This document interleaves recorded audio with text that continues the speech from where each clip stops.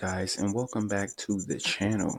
And today's video is going to be a review, basically a full-on spoiler review of the Lego Movie 2, which happens to be the second part of the Lego Movie. Now, it is self-explanatory, the title itself, meaning it is a second part to the first part, meaning it's a follow-up to the first part.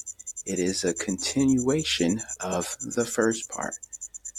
Now, I had to break it down like that because I have gotten a couple of emails about this film, people just not understanding the general story. Now, as I said, it is a continuation of the first film.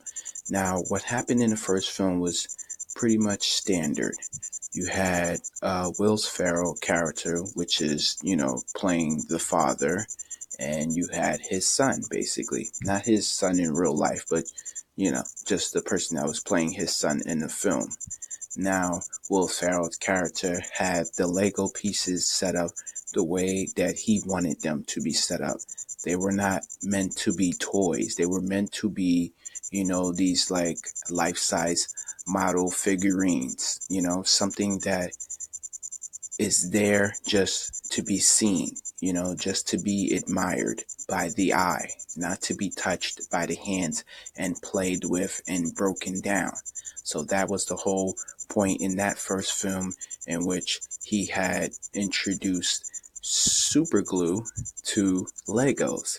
Now he has taken the super glue and molded all the pieces together, molded them down, ensuring that they stay that way forever. They were never meant to be played with or broken or reassembled, as I said. That was the whole purpose. And his son comes into the picture because his son discovers the setup that he had, I believe, in the garage, or it was like a basement area or whatever. His son discovers it, wants to play with it. He wants to move things around and notices that everything is glued down and not meant to be moved.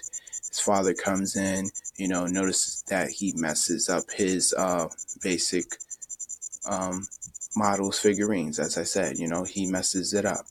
So he takes, matters into his own hands as a father and, issues him a warning. Like, you're not allowed to play with this stuff. It's not meant to be played with. You go play with your own stuff. So yeah, it seems kind of weird, but we all are entitled to our own things, you know what I'm saying? And when you're viewing it as a different, kind of standpoint, a different point of view, basically, you're like, wow, this man has toys, but yet he doesn't want anybody to play with them. Not even his own son, you know what I'm saying? But like I said, these weren't toys to him, So he had them there, glued down, whatever. The movie progresses on as, the story is being told through the Legos about the crackle and about them warning other, new pieces that were basically joining the gang. You know what I'm saying? Like, you guys are in danger of being glued down forever. Blah, blah, blah. You have, I believe, the boss president or something like that. Which is initially Will Ferrell's Lego version of himself. You know what I'm saying? He is the boss. He is the president. He is the emperor, whatever, So basically, his son comes in, wants to play with everything once again, as I said, just ruining what he has set up. And then you get the morality of the story towards the end, basically, is the father allowing his son to enter his circle. You know what I'm saying? Because he has developed his own circle in which he has pushed everyone away from. He was so focused on life and work that he just forgot what it was like to be a child and play with toys. You know what I'm saying? Because he started to collect toys and just use them for other purposes.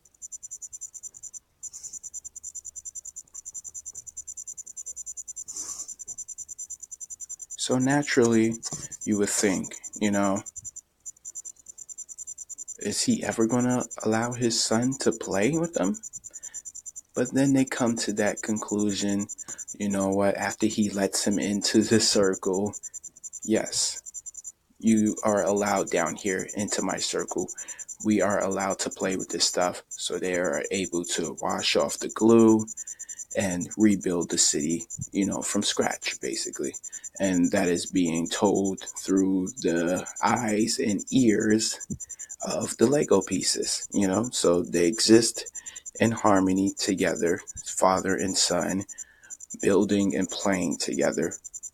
Life couldn't have been any better, and then you get into part 2, in which, as I said, once again, is a continuation, a follow-up, an extended part of part 1, basically. So the story picks up where it left off, father and son playing, and then this happens, their ultimate nightmare. Now they have a daughter, basically. The brother has a sister. And as annoying little sisters do all the time, there are annoying little brothers as well. So I don't want anybody in my comment section to be thinking that I favor boys over girls. I understand what it's like. I have, younger brothers and younger sisters as well, so I'm not a sexist, I'm not taking sides, but we all know that general younger brothers and younger sisters are equally and more annoying than those of the older versions in our family, So you start to see that into play in this second film. Now she comes down there, she wants to play, she just, barges her way into their circle, and very much she is very commanding, very demanding, very much in power because she is a little girl. You know what I'm saying? You try not to lash out because girls' feelings are more sensitive than guys. I'm not saying that guys cannot be sensitive, but you know how fragile girls can be at a younger age. So she just comes down there playing, not knowing that they had this initial setup, and as I said, it's pretty much the same story being told again, but it's being told from the girl's perspective because the father and the son have something sacred, they have that sacred bond now that the father has allowed the son into his circle. Now the daughter feels left out, because they're running downstairs every time going to play with these Legos, and she's up there just not doing anything. You know what I'm saying? She feels left out. She feels unwanted. So that is the genre of this story, the morality of this story. You know what I'm saying? She feels left out of the equation. So what else does she have to do? She has to make a case for herself. I can be down here with you guys. I can play. I belong here, So she comes down there, but she starts ruining everything, destroying everything. And then you get this sense of, oh, okay, this is why he wanted to super glue the stuff, because you have situations like this in which everything everything you have built is being destroyed.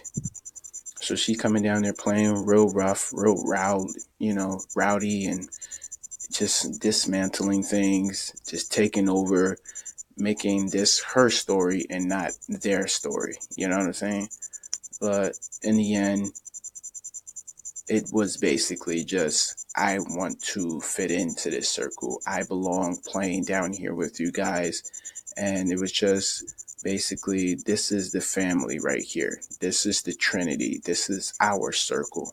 It's no longer just the father circle. You have children and he has let them in and they are coexisting together. Now, that is the general part to the whole story.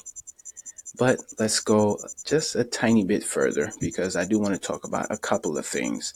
I'm not going to give you scene by scene breakdowns, The film runtime is about an hour and 45 minutes. So it's not super long, it's a good standard like animation, far as film runtime.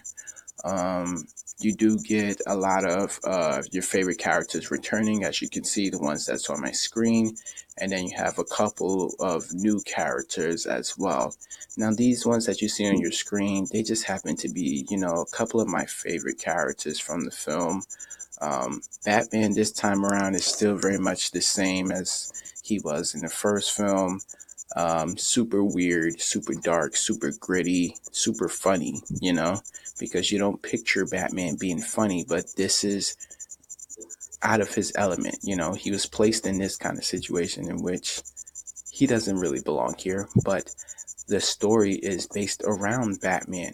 Now, I'm going to say this, and hopefully you guys do agree and understand where I'm coming from. We all know Batman is a hero in real life. He's part of the Justice League. But just because he doesn't have superpowers doesn't mean he still can't be a hero. You know what I'm saying? He's still a vigilante at the best.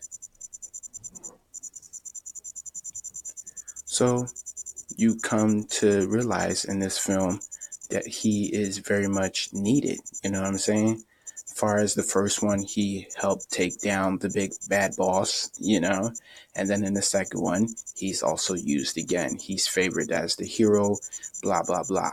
You know what I'm saying? But like I said, they focus on Batman because primarily he doesn't have superpowers. You know what I'm saying? Superpowers make everything so much easier when you have the superpowers. You can handle any situation, you can handle any threat. But what if there's threats that don't require superpowers? You know what I'm saying? So that's where Batman comes in. And that's why he was, very much the only useful Justice League member to both of these stories. Now, in both of these stories, you did see Justice League members, but they primarily focused on Batman. Superman got some fair screaming, some fair screen time, but it wasn't nothing to which he was basically needed. You know what I'm saying? This is all just Lego pieces and toys and stuff. Gadgets and gears and stuff like that. Stuff that Batman can handle alone. So that's why he was used more than the rest of the Justice League members. But in this second film, we got Aquaman and Green Lantern this time. So a lot of us comic book nerds and stuff like that, we take our breadcrumbs and our teases, and we take that stuff very serious. And of course, a lot of you guys were trying to connect the dots with this. I don't think this has anything to do with anything. Maybe they'll make a Justice League Lego film. Who knows? But as I said, I don't think it ties into anything like that. So you guys don't really have to look into it. Now, I'm not sure if Cyborg was featured in this film. I didn't see him, but there was a ship that was being flown around. And, this is how the Justice League members get around. So somebody had to be flying the ship, because you've seen Wonder Woman, Batman, Superman, Flash, Aquaman, and Green Lantern. Now, it was funny that you seen Green Lantern in this one, and they kind of almost felt like Green Lantern, we don't like him because he was getting disrespected in this movie.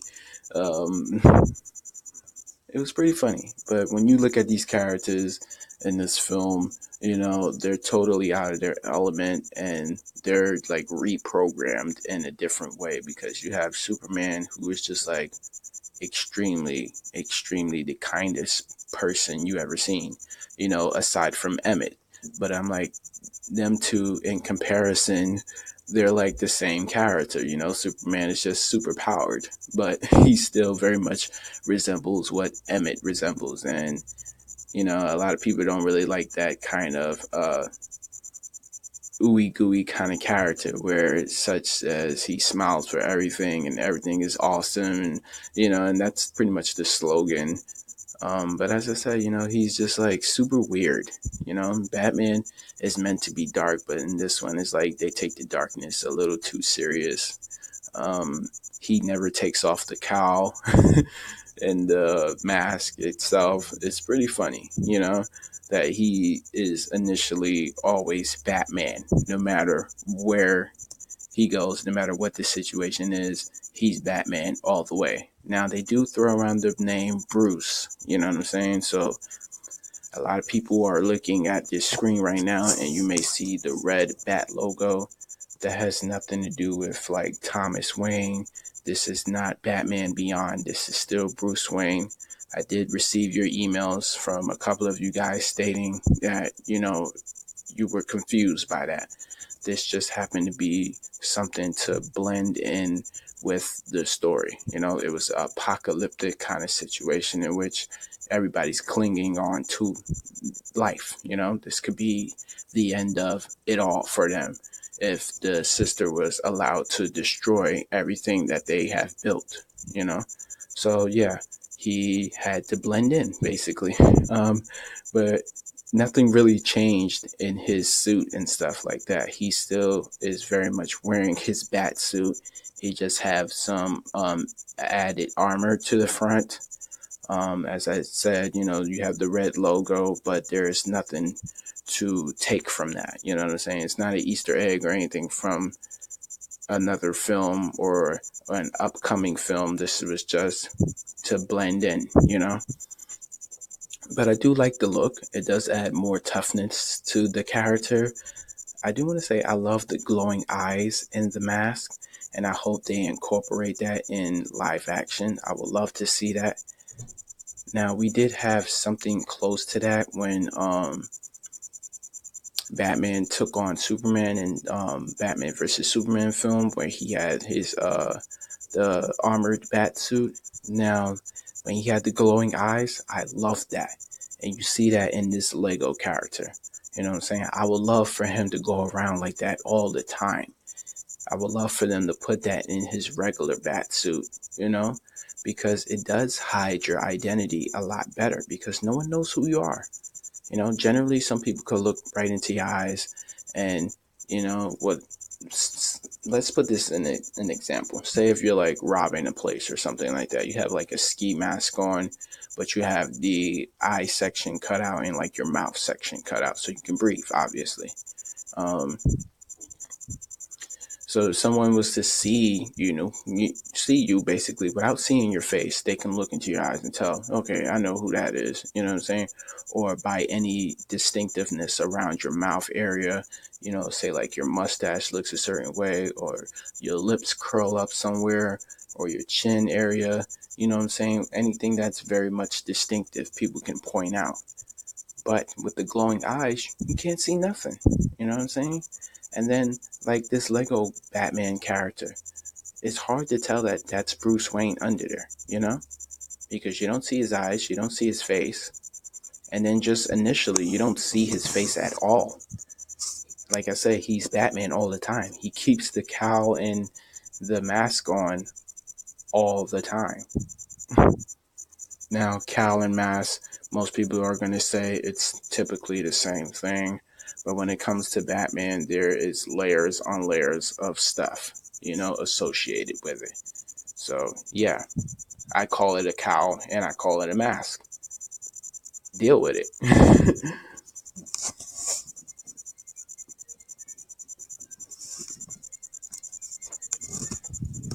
Hold on, guys.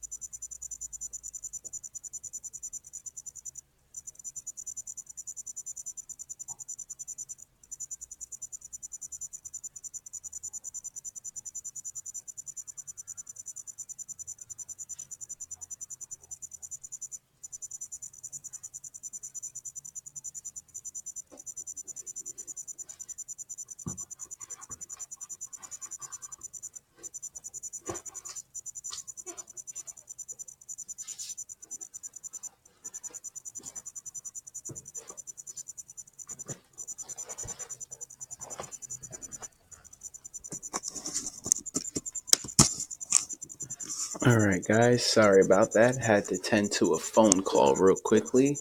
Um, Basically where I left off, I guess.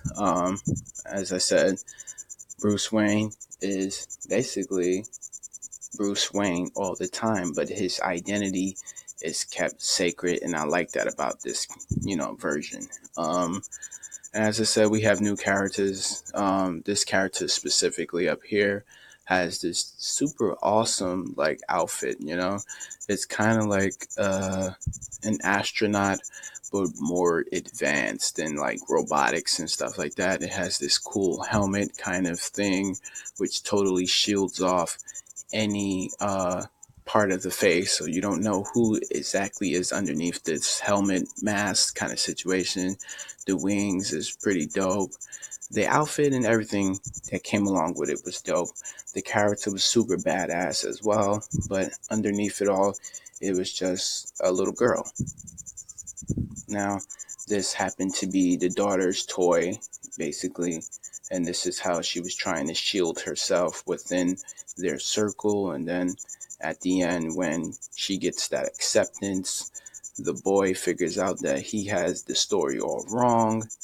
You know what I'm saying? They were all just trying to coexist together, so they allow the girl into their circle, as I said, and then they play all together as one big happy family.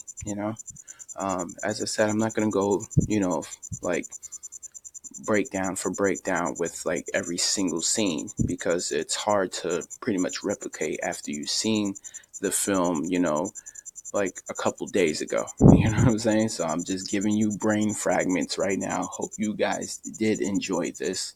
And if you're new to my channel, be sure to subscribe, hit that like button at the end of this video, share it with your friends, family members, anybody that you come across at school, at work, anybody that watches basically YouTube videos and need news updates and stuff like that.